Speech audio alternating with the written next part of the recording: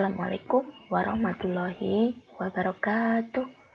Salam sejahtera bagi kita semua.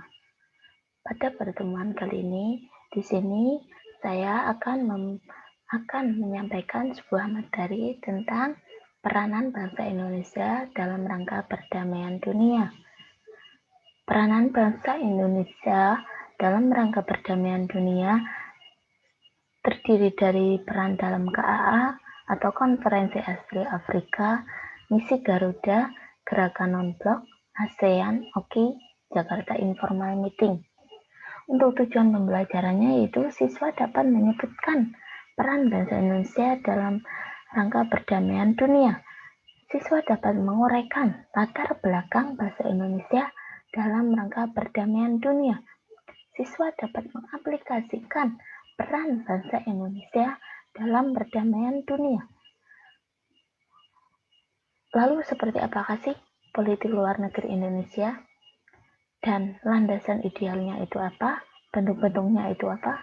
Untuk landasan politik luar negeri Indonesia, Indonesia menggunakan politik bebas aktif. Apa itu bebas aktif? Bebas artinya Indonesia tidak memihak blok manapun, baik blok barat ataupun blok timur. Untuk aktif artinya Indonesia ikut serta dalam perdamaian dunia. Lalu, landasan idealnya Indonesia menggunakan Undang-Undang Dasar 1945 dan Pancasila. Gambaran materinya terdiri dari ASEAN, Misi Garuda, Konferensi Asli Afrika, dan Gerakan Non-Blok. Apa itu ASEAN? Apa itu Misi Garuda? Apa itu Konferensi Asli Afrika? Dan apa itu Gerakan Non-Blok? Bagaimana secara singkatnya? Lalu mengapa organisasi itu diikuti oleh bangsa Indonesia? Yang pertama yaitu ASEAN. ASEAN merupakan organisasi perhimpunan bangsa-bangsa di kawasan Asia Tenggara. Pembentukannya diawali dengan pertemuan menteri-menteri luar negeri yang ada di ASEAN negara, terdiri dari 5 negara.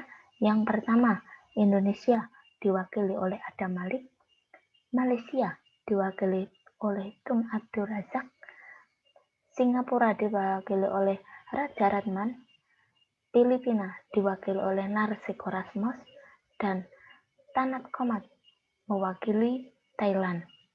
Pertemuan itu selama 3 hari, tepatnya pada 5 sampai 8 Agustus 1967, dan penandatangan sebuah deklarasi itu pada tanggal 8 Agustus 1967. Deklarasi tersebut dinamakan Deklarasi Bangkok yang menjadi tujuan utama dari berdirinya ASEAN.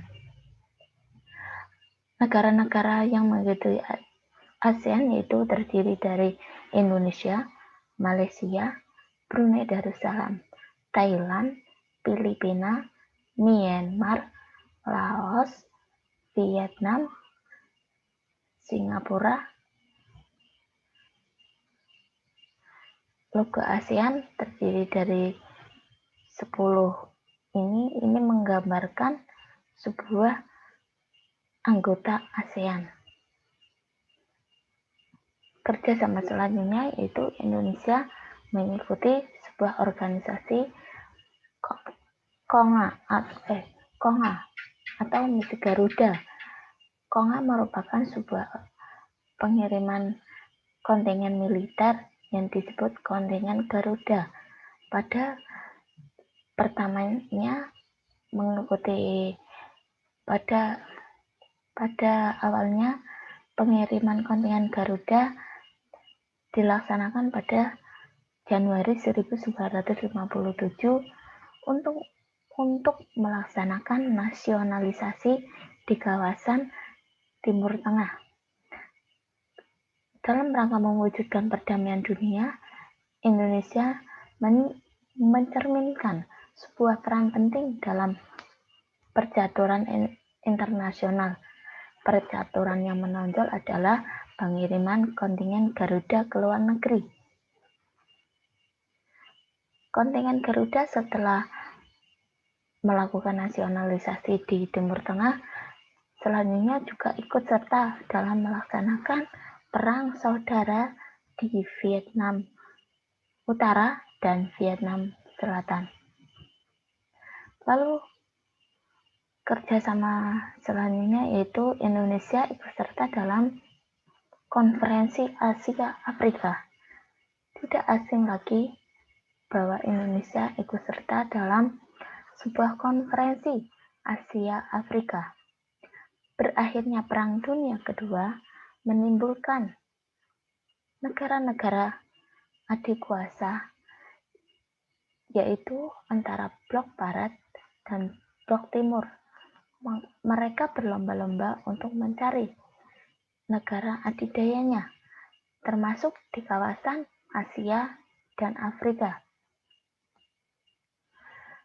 Pada masa perang tersebut, setelah terjadi Perang Dunia Kedua, mereka melakukan kekuasaan di wilayah Asia Afrika, sehingga bangsa-bangsa Asia Afrika bersepakat untuk membentuk sebuah konferensi Asia Afrika yang diprakarsai oleh Indonesia, India, Myanmar, Sri Lanka, dan Pakistan.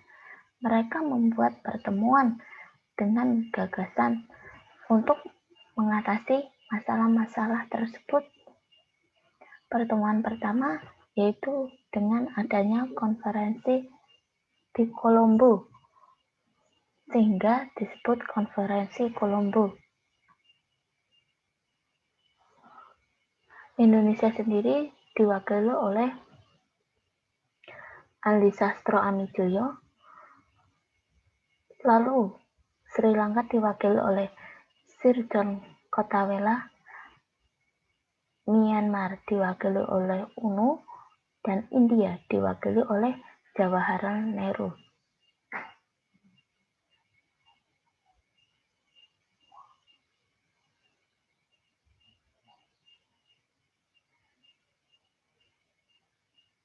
Gerakan non-blok. Gerakan non-blok adalah sebuah gerakan yang diprakarsai oleh negara-negara dunia ketiga yang beranggotakan 100 negara yang berusaha menjalankan kebijakannya untuk tidak memihak blok Barat dan blok Timur. Blok Barat yang beraliran liberal, blok Timur yang beraliran komunis. Gerakan non-blok hampir 2/3 keanggotaan PBB mengikuti gerakan non-blok. Mayoritas negara yang mengikuti gerakan non-blok yaitu negara-negara di Asia, negara-negara di Afrika, negara-negara di Amerika Latin.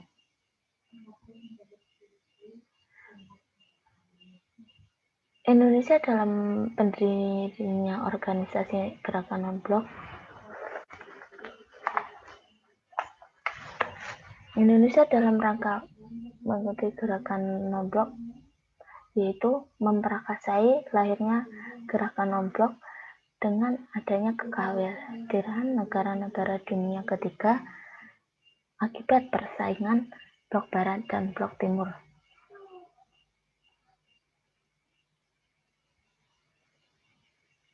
Tujuan gerakan non-blok yaitu untuk mengusahakan kemajuan perkembangan ekonomi, sosial, politik di negara-negara yang tertinggal. Tujuan keluarnya itu untuk meredakan konflik antara blok Barat dan blok Timur. Sekian penyampaian materi dari saya, kurang lebihnya mohon maaf. Wassalamualaikum warahmatullahi wabarakatuh.